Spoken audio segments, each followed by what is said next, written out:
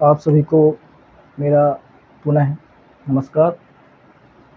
और आज हमारी ये मैथ की दूसरी क्लास है, नंबर सिस्टम की। तो हम आज वहीं से आगे से जहाँ से छोड़ा थे उसके आगे शुरुआत करेंगे, ठीक है। कल हमने नंबर सिस्टम में 10 पॉइंट्स पढ़े थे। 10 पॉइंट में 8 पॉइंट ही पढ़े थे। मान लीजिए 2 पॉइंट अभी आपको याद करने को दिए गए थे संख्या पद्धति में। संख्या पद्धति, ठीक है। आपको थोड़ा सा समझना है इस चीज़ को। संख्या पद्धति में हम कल बात की थी कि अंक क्या है। हाँ, एक बात और ज़रूरी बतानी है आपको।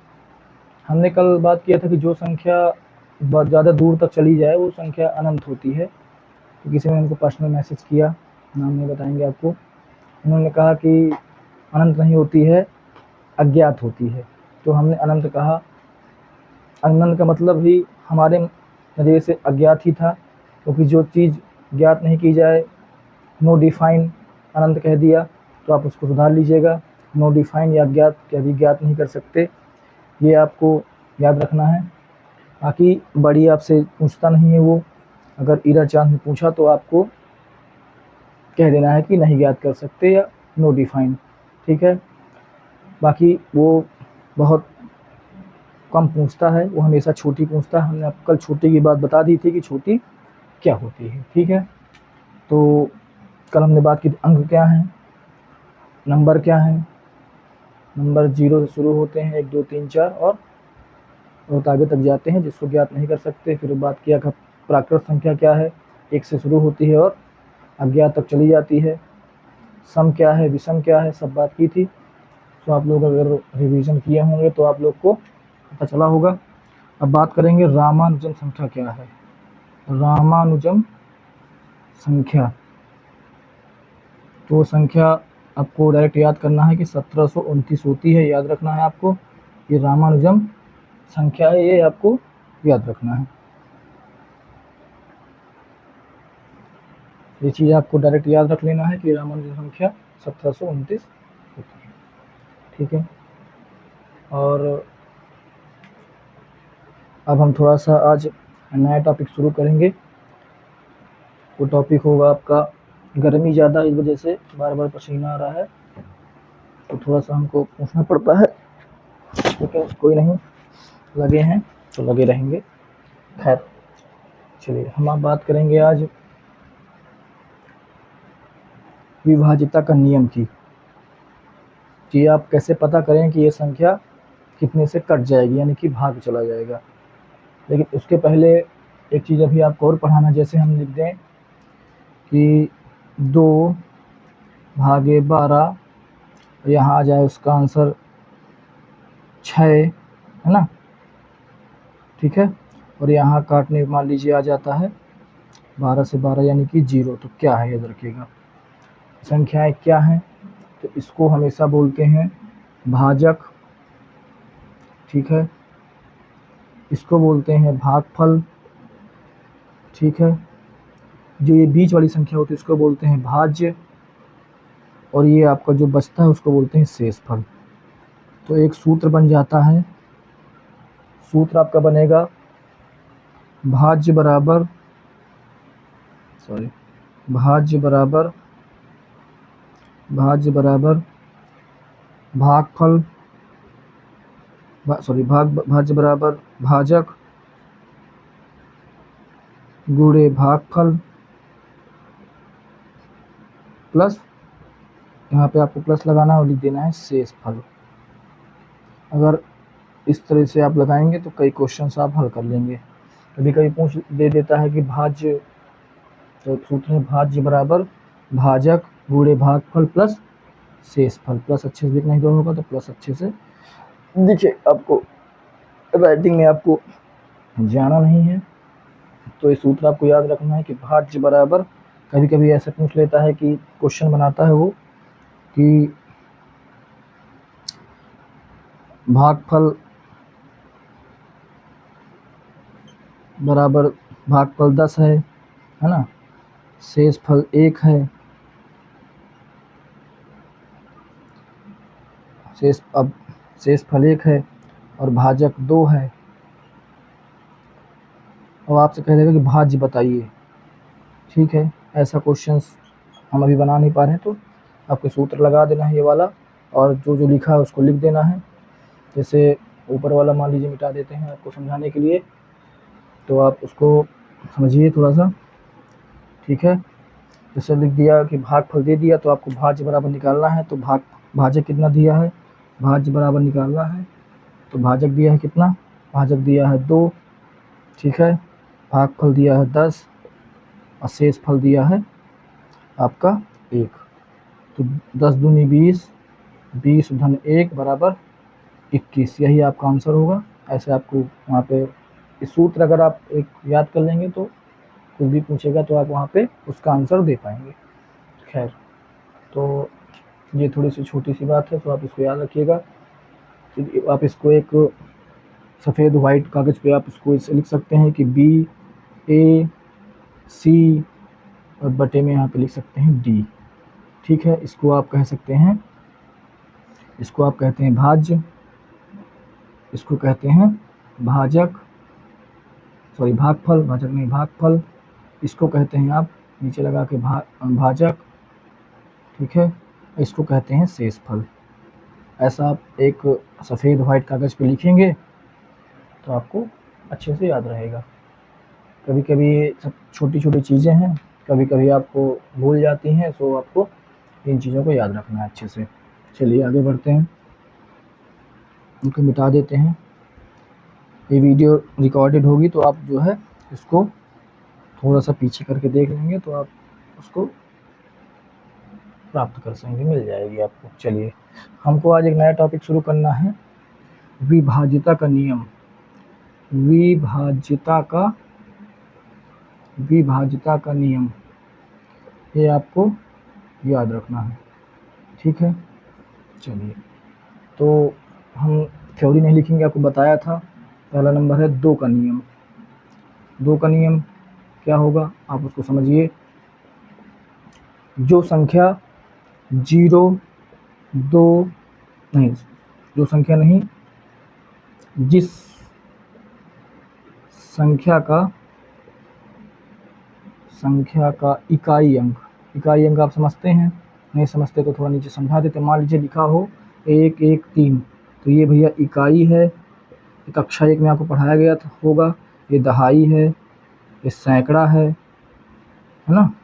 ऐसा करके आपको अभी और बढ़ जाएगी 2, तो फिर ये 1000 है, फिर 2 10,000, इससे करके। तो हमने कहा था जिस संख्या का इकाई अंक क्या क्या हो वो आपको बता रहे हैं अभी, इसको मिटा देते हैं।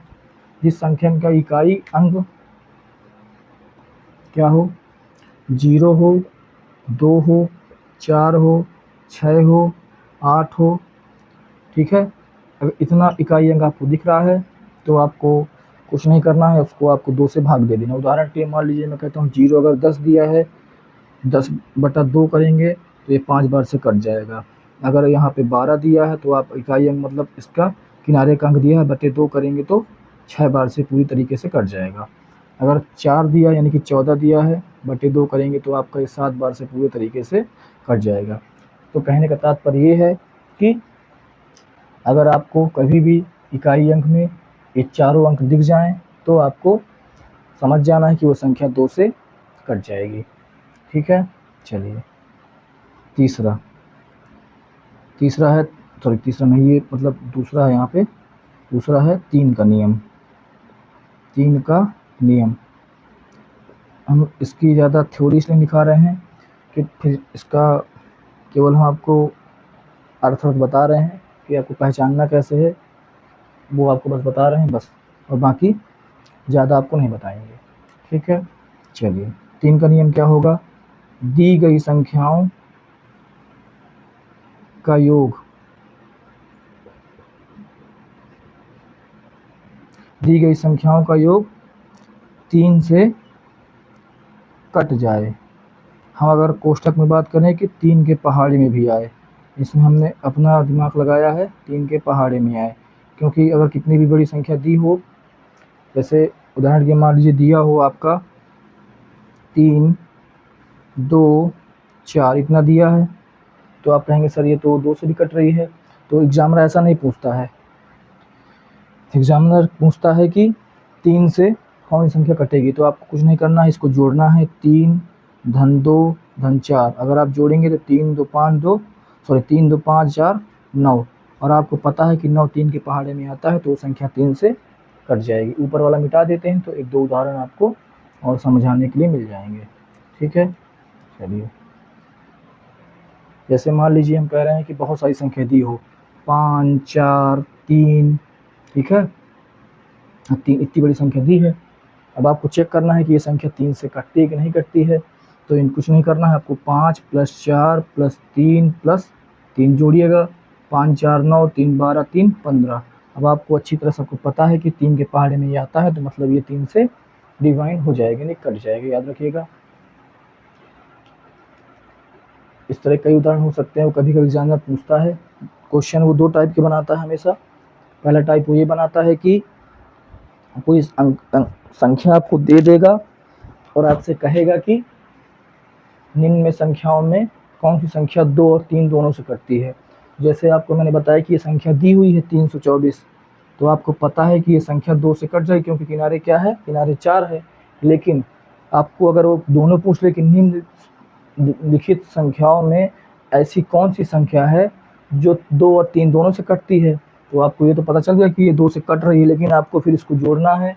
जोड़ने के बाद अगर कोई अंक ऐसा 9 आ रहा है, तो उसको आपको समझ जाना है कि 3 के पहाड़े में आता है, तो ये 3 से कट जाएगी। ये भी आपको याद रखना है। तो कभी कभी छोटे छोटे क्वेश्चन भी आपको फंसा देते हैं,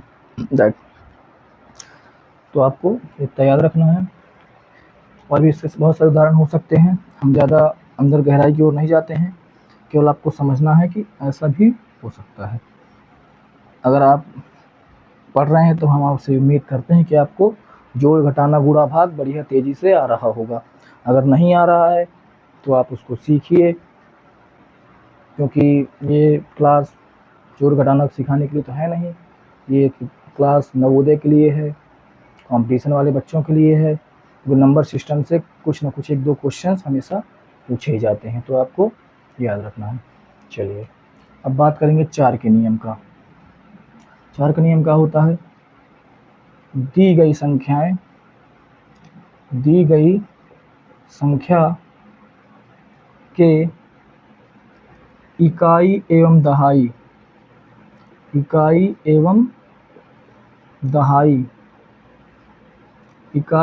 दहाई अंक 4 से विभाज्य हों, विभाज्य माने बताया कि कट जाए, तो वह संख्या 4 से जरूर कटेगी। याद रखिएगा, आपको जरूर कटेगी। जैसे मान लीजिए आपको इतनी सारी संख्या दे दी है, मान लीजिए कह रही है कि 3 2 4 8, अब आपको इतनी संख्या दे दिया, तो अब आपको नहीं पता, पूछ लिया कि निम्न संख्याओं में कौन सी संख्या 4 से विभाज्य होगी। तो आपको पता है कि ये संख्या इकाई है, ये संख्या दहाई है, ठीक है। तो अब आपको पता है इन दोनों संख्याओं को लेना है और ऐसे 48 लिख देना है।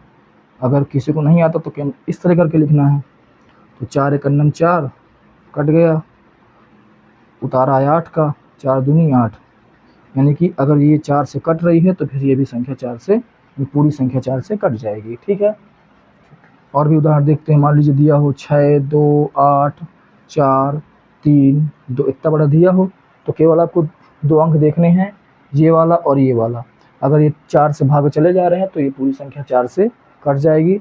आप इतना याद रखिएगा। मान लीजिए 32 दिया है, अब आपको पता है 32 कितनी बार से कट जाएगा, 4 में से 4 8 32, यानी कि 8 बार से कट जाएगा। तो अगर ये 4 8 32 आ रहा है तो मतलब पूरी संख्या 4 से कट जाएगी। ये आपको याद रखना है, ठीक है।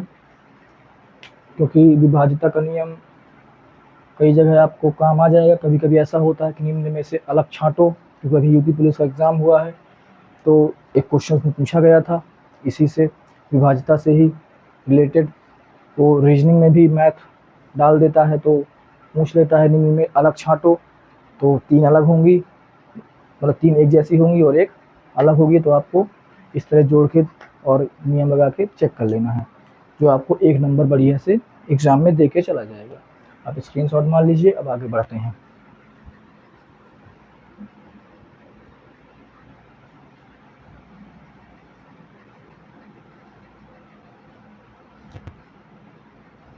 चलिए अब बात करेंगे 5 के नियम की। 5 का नियम क्या होता है? 5 का नियम समझ लीजिए। 5 का नियम बिल्कुल सरल है। दी गई संख्याओं में अगर इकाई अंक, इकाई आपको पहले बता दिया गया, इकाई अंक क्या होता है? इकाई अंक मतलब क्या हो? इकाई अंक 0 हो और 5 हो। क्या क्या हो? 0 हो और 5 हो, तो वह संख्या 5 से कटेगी। याद रखिएगा, वह संख्या 5 से कटेगी, ये भी याद रखिएगा। ठीक है, चलिए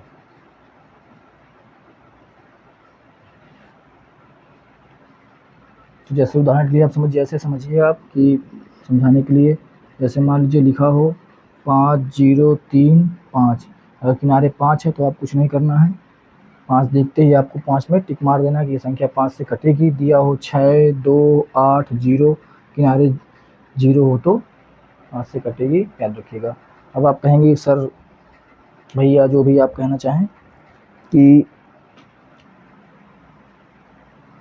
0 तो 2 किनारे भी आता है, तो ऐसे कैसे? जब एग्जामिनर क्वेश्चन पूछेगा तो ऐसे पूछ सकता है कि निम्नलिखित संख्याओं में कौन सी संख्या 2 से और 5 से दोनों से कटती है, तो आपको मार देना है। अगर ये दिया हो तो आपको बिल्कुल मार देना है। 0 दिया हो तो आपको पता ही है कि 2 से कट जाएगी, और 0 दिया है तो पता है कि 5 से भी कट जाएगी। तो आपको कभी कभी एग्जाम में डायरेक्ट ना पूछ के ऐसे क्वेश्चन आपको देखने को मिल जाएंगे। निम्न में संख्याएं कौन संख्या 5 और 0 दोनों से कटती है, तो 5 और 2 दोनों से कटती है, तो आपको याद रखना है। ठीक है, चलिए स्क्रीनशॉट आप चाहें तो मान लीजिए, वरना आगे बढ़ते हैं। चलिए अब 6 का नियम।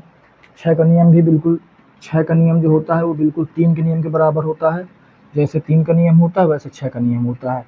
दी गई संख्याओं का जोड़, दी गई संख्याओं का जोड़, याद रखिएगा।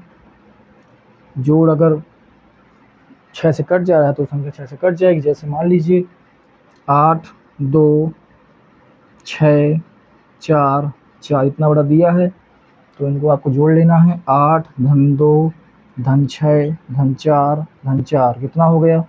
8 2 10 6 16 4 20 4 24। और आपको पता है कि 24 6 के पहाड़े में आता है, यानी 6 से वह संख्या कट जाएगी। 6 चौको 24, 4 बार कट जाएगी, यानी कि वह संख्या 6 से कट जाएगी। याद रखिएगा आपको। थोड़ा मार्कर धीमा चल रहा था तो दूसरा लिया गया है। खैर, और भी उदाहरण जैसे देखना है तो देख लीजिए।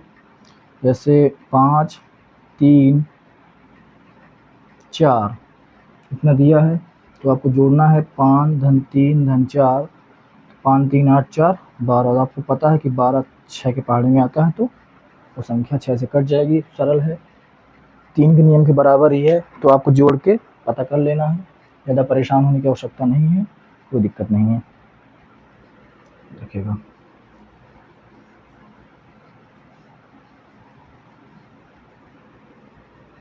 चलिए अब बात करेंगे 7 का नियम। देखिए थोड़ा सा कठिन है, और 7 का नियम में आपको चेक करके ही आपको काम चलाना पड़ेगा। 7 का नियम हम नहीं दिखाते हैं, केवल 8 का नियम दिखाते हैं।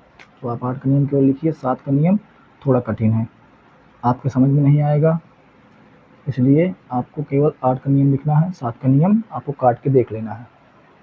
और अगर और अच्छे से समझना है तो आप गूगल में जाइए, आराम से उसको समझते रहिए। 8 का नियम, दी गई संख्याओं, ये 4 का नियम को थोड़ा और आगे होता है। दी गई संख्याओं के इकाई दहाई और बात सैकड़ा तक इसमें पहुंच जाएगी। सैकड़ा, इकाई दहाई सैकड़ा दी गई संख्याओं के इकाई दहाई सैकड़ा के नहीं कह सकते, मान लीजिए दी गई संख्याओं के इकाई दहाई सैकड़ा को देखकर समझ सकते हैं, आप कह सकते हैं सरल भाषा में। परिभाषा थोड़ा सा इसकी अलग है, सीधे हम समझा के आपको समझा देते हैं लिख के। जैसे लिखा हो 8 2 4 4, ठीक है। एक और बढ़ा देते हैं, मान लीजिए कि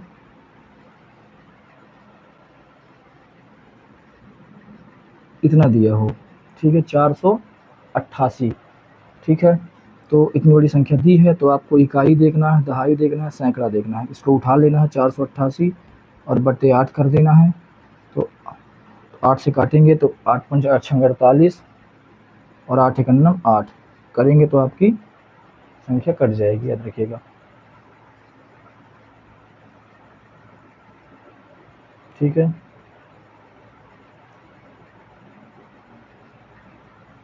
हमें लग रहा है गलत है क्या, तो एक बार भाग दे के देख लेते हैं।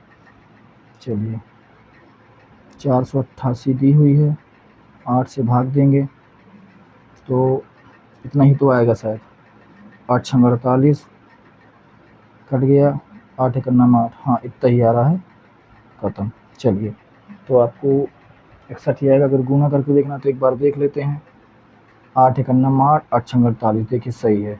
हमें कन्फ्यूजन हो रही थी, तो कन्फ्यूजन हमारी भी दूर हो गई और आपकी भी दूर हो गई, ठीक है। चलिए तो ये 8 का नियम हो गया। एक नियम अभी और बचा है, वो है 9 का नियम। देखिए नियम तो फिर बहुत ज़्यादा लंबे तक जाएंगे, तो हमको ज़्यादा लंबा नहीं जाना है। जब ज़्यादा लंबा हो तो उसको आपको भाग दे के देख लेना है, पता चल जाएगा, ठीक है। चलिए अब बात करेंगे आगे 9 के नियम की। 9 का नियम भी बिल्कुल इसके तरह सेम है, ठीक है। 9 का नियम भी बिल्कुल 3 और 6 के नियम के बराबर है।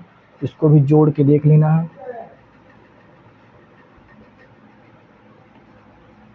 जोड़ के देखना है तो आपको देखने को मिल जाएगा। जो भी संख्या दी हुई है उसको आप जोड़ के देखना है तो आपको अंक प्राप्त हो जाएंगे। इसमें कोई थ्योरी नहीं होती है, आपको जोड़ के ही पता करना पड़ेगा, क्योंकि 3 6 9 इन तीनों का नियम सेम होता है, ठीक है। चलिए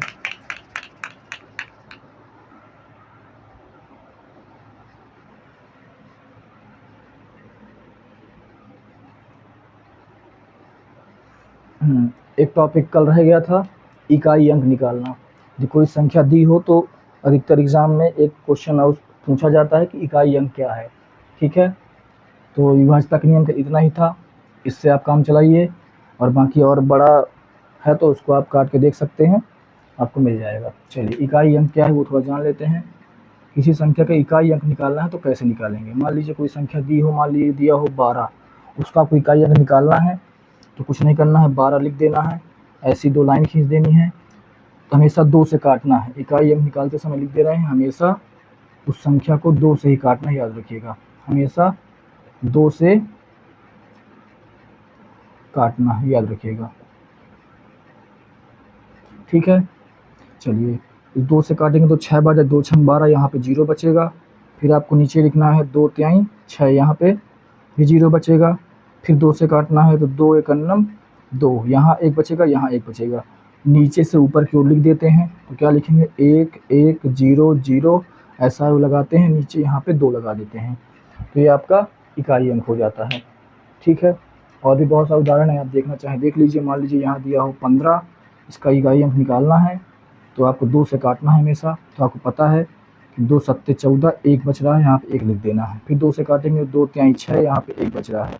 फिर 2 से काटेंगे 2 एक 2, यहाँ 1 बच रहा है, तो 1 1 1 ऊपर से, सॉरी नीचे से ऊपर की ओर ले जाना है, 1 1 1, कितने बार 1 है, 4 बार 1 है, इसको लिख के यहाँ पे 2 लिख देना है, बस।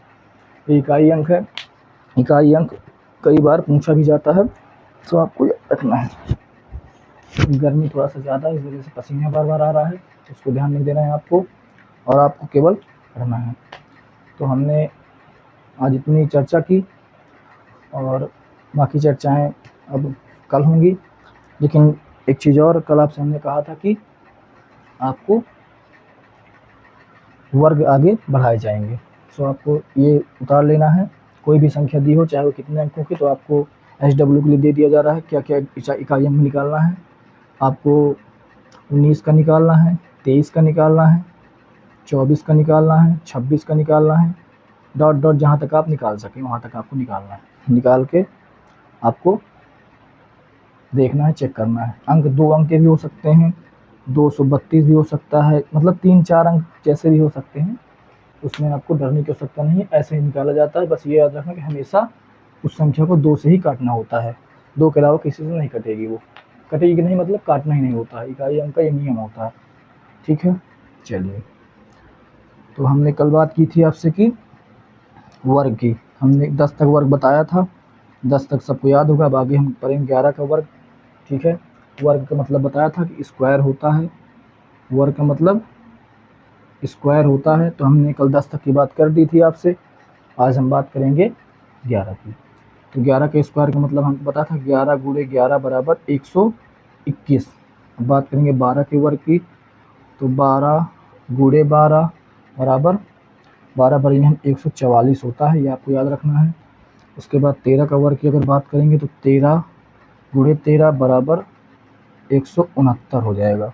ठीक है, 14 के वर्ग की अगर हम बात करेंगे तो 14 गुणे 14 बराबर 196। ठीक है, 15 के वर्ग की अगर हम बात करेंगे तो 15 15 ही हम 225 होता है, ये भी आपको याद रखना है। अब बात करेंगे 16 के वर्ग की, तो 16 गुणे 16 बराबर 256। ठीक है, 17 के वर्ग की अगर बात करेंगे 17 17 ही हम 289, 289 9 है भैया। ठीक है, उसके बाद 18 के वर्ग की अगर बात करेंगे तो 18 गुणे 18 बराबर 324। उसके बाद 19 के वर्ग की अगर बात करेंगे तो 19 गुणे 19 बराबर 361। उसके बाद 20 के वर्ग की बात करेंगे तो 20 गुणे 20 बराबर 400। इतना आपको याद रखना है बस। केवल 10 अभी किया था, कल किया था, 10 अभी कर दिए हैं और 10 आगे कर देंगे। आपको कम से कम 40-50 तक वर्ग याद हो, लगभग 40 तक तो याद हो। अगर आपको दिख रहा हो तो हमारे बगल में भी लिखे हुए हैं, इस तरह हम लिख के उसको चिपका रखे हैं। आप भी चाहें तो 40-50 तक आप उसको चिपका दीजिए। उसको आप सुबह शाम जब चाहें उसको आप पढ़ेंगे तो आपको वह याद हो जाएंगे, क्योंकि ये आपको काटने में और आगे चैप्टर्स मिलेंगे वर्गमूल, स्क्वायर रूट, उसमें आपको बहुत ही ज़्यादा काम आने वाले हैं। ठीक है, चलिए इसको आपको आता होगा, हमने केवल लिखवा दिया था ताकि जिसको आलस लगती हो लिखने में तो व्यक्ति अपना इसको देख के लिख सकता है, वरना गुणा कर करके लिख ले। अब बात करेंगे घन की। घन हमने आपको कल शायद 5 तक लिखवाए थे। तो अब बात करेंगे 6 की। 6 का घन बराबर 6 गुणे 6 गुणे 6, 6 छंग 36 छक्का 200, 36 छक्का 216 ही तो होता है। सही तो है, 216 ही होता है, कंफ्यूज हो गए थे। 7 का क्यूब बराबर 7 गुणे 7 गुणे 7, 7 49 सत्ते 343, याद रखना है। 8 का क्यूब बराबर 8 गुणे 8 गुणे 8, 8 8 64 अट्ठे 512। उसके बाद 9 का स्क्वायर बात क्यूब की बात करेंगे, 9 गुणे 9 गुणे 9, 9 नहीं 81 नहीं है 729। 10 के स्क्वायर क्यूब की बात करेंगे, स्क्वायर बार बार आ जाता है मुँह में, क्यूब पढ़ा रहे हैं तो क्यूब की बात ही करेंगे। चलिए 10 धाम 100 धाम 1000, तो आपको आज 1000 तक यानी कि 10 तक घन घनमूल बता दिए गए हैं। स्क्वायर और क्यूब इसको बोलते हैं, तो आपको 10 तक याद रखना है। इसकी एक ट्रिक होती है निकालने की, जब आगे चैप्टर्स आपको पढ़ाए जाएंगे तो आपको ये सब और भी अच्छे से पढ़ाया जाएगा। क्योंकि कभी कभी वो एग्जाम में पूछ लेता है इस तरह के क्वेश्चन, तो आपको अभी क्वेश्चन दिखाए नहीं जा रहे हैं, आपको अभी क्वेश्चन इस तरह के दिखाए जाएंगे, सो आपको याद रखना है। ठीक है, और आज इतना ही रखिए, क्योंकि ज़्यादा लोड लेना उचित नहीं है। और आपको आज जो पढ़ाया गया है उसको आपको याद रखना है। जैसे रामानुजन संख्या पढ़ाई गई है, आपको विभाज्यता का नियम पढ़ाया गया है और आपको ये पढ़ा दिए गए हैं। इकाइयों में पढ़ाया गया है, क्योंकि 3-3, 4-4 टॉपिक आप पढ़ेंगे तो नंबर सिस्टम की 3, 4, 5 क्लासों से आपको कवर हो जाएगा। और आप भी और पढ़ना चाहते तो आप एक कोई किताब ले लीजिए। अगर हम किस हिसाब से पढ़ते हैं तो हम RS अग्रवाल से पढ़ते हैं, तो आप चाहे वो ले लीजिए। और भी किताबें मार्केट में आपको मिल जाएंगी, तो आप उसको भी ले सकते हैं, ठीक है। और पहले बात, आप तो अगर बिल्कुल जीरो लेवल शुरू कर रहे हैं तो आप एक बढ़िया छोटी वाली प्राथमिक अंकगणित ले लीजिए, उसको आप सॉल्व कीजिए, उससे आप क्वेश्चंस को हल कीजिए, तो भी आपको पता चलेगा। क्योंकि ये सब बेसिक चीज़ नंबर सिस्टम बना ही इसलिए है कि जो बेसिक चीज़ें हैं उसको आपको अच्छे से करना है। क्योंकि कभी कभी बड़े क्वेश्चंस बिगड़ जाते हैं तो ये काम आ जाते हैं, और कभी कभी ये बिगड़ जाते हैं तो वो भी काम नहीं आते हैं। तो आपको इसलिए छोटे लेवल से पढ़ाया जा रहा है। हमने आपको बताया है कि ये चैनल केवल उन लोगों के लिए भी है जो नवोदय की तैयारी कर रहे हैं, और उन लोगों के लिए भी है जो कॉम्पिटिशन की तैयारी कर रहे हैं, उन लोगों के लिए भी है जो संस्कृत विद्यालय पढ़े हैं, वो लोग अपना उनका विषय संस्कृत रहा है, नेट GRF की तैयारी कर रहे हैं, तो भी ये क्वेश्चन या इन चैप्टरों से कहीं ना कहीं पूछ लिया जाता है। अभी तो ये शुरुआती चैप्टर्स, अभी बहुत सारे चैप्टर्स आपको मिलेंगे पढ़ने के लिए। अगर आप हमारे साथ जुड़े रहेंगे तो आपको रोज़ नए चैप्टर्स पढ़ने को मिलेंगे। सो आप अच्छा ध्यान से पढ़िएगा, तो आपको मज़ा आएगा, कुछ नई चीज़ सीखने को मिलेगी। क्योंकि हमने चैनल का नाम रखा है सीखो और सिखाओ। आप सीखिए, किसी दूसरे व्यक्ति से, छोटा बच्चा हो आपके घर में, उससे आप पूछ सकते हैं भाई कि ये क्या है, तो आपको वो बताएगा। तो कई ऐसी हमारी बहनें भी हैं, लड़कियां भी हैं, बहनें हैं, छोटी बच्चियां हैं जो इसको पढ़ना चाहते हैं, तो आप इसको पढ़िए और मस्त आराम से धीरे धीरे, क्योंकि हम स्लो ही पढ़ाते हैं। ज़्यादा पढ़ा देने से आपको समझ में भी कम आएगा और जल्दी याद भी नहीं रहेगा। अगर आप थोड़ा थोड़ा पढ़ेंगे तो आपको ज़्यादा याद रहेगा। क्योंकि हमने कल एक बात लिखाई थी कि धीरे धीरे रे मना, धीरे सब कुछ होए, माली सींचे 100 घड़ा, ऋतु आए फल होए। तो हम इसे, हमारा उसी टॉपिक से पर्पज़ है कि हमको सब कुछ धीरे धीरे पढ़ाना है और धीरे धीरे आप सबको सिखाना है। सो आप जुड़े रहिए। हमारी आज की मैथ की दूसरी क्लास है, एक क्लास आज GS की भी हुई है, जो आपको वीडियो उसमें डाल दी जाएगी। GS के लिए आप, हमने बताया था कि आपको लूसेंट लेना है, उससे आपको पढ़ना है। और आपको पहले बात तो, अगर आप पढ़ सके तो उसमें आपको राजधानी वगैरह भी भारत की याद करनी है। उसके बाद जब हम आगे धीरे धीरे बढ़ेंगे तो आपको धीरे धीरे कोई चीज़ समझ में आएगी। उस वीडियो को हमने फर्स्ट बनाया है तो थोड़ा सा हिचकिचाहट है, तो उसको आप इग्नोर कीजिए। जो यहाँ पर लिख जाता है वो सही होता है, बोलने में थोड़ा बहुत अगर मिस्टेक हो जाए तो मिस्टेक तो भगवान से भी होती है, हम तो फिर इंसान ही है ना। सो आप लोग उसको देखिए, इसको भी देखिए, क्लास करिए। आपसे फिर कल पुनः मुलाकात करते हैं, और कल आपको एक नई, कुछ नया देते हैं, पढ़ने का नया तरीका, कैसे पढ़ना है। वो बातें हम सोचे थे कि आज बताएंगे, लेकिन दिमाग में नहीं रही, याद नहीं रहा हमको। क्योंकि हमको भी किसी ने सिखाया है कि ऐसे पढ़ना चाहिए, तो आपको भी हम आज की क्लास में नहीं, लेकिन आपको कल की या तो फिर GS की क्लास में या तो फिर इस क्लास में आपको पढ़ना सिखा देंगे कि कैसे आपको पढ़ना चाहिए। पहले बात, आप कोशिश कीजिए कि आपको प्रैक्टिस करना है, लिखना ज़्यादा है। क्योंकि जो चीज़ आप लिख देते हैं एक बार, उसको आप कभी भूलते नहीं हैं। सो आपको ज़्यादा लिखना है और लिख लिख के ही याद करना है, चाहे जिस सब्जेक्ट को आप। क्योंकि अब व्यक्ति की IQ लेवल, मेमोरी बहुत मोबाइल देखे देखे वीक हो गई है, तो सब कुछ जल्दी याद नहीं रहता है। तो आप जो चीज़ एक बार लिख देंगे उसको आपको दिमाग में रही आएगी। सो आपको बढ़िया से पढ़ना है। आज की क्लास यहीं समाप्त होती है। सभी को जय हिंद, जय भारत, जय श्री राम।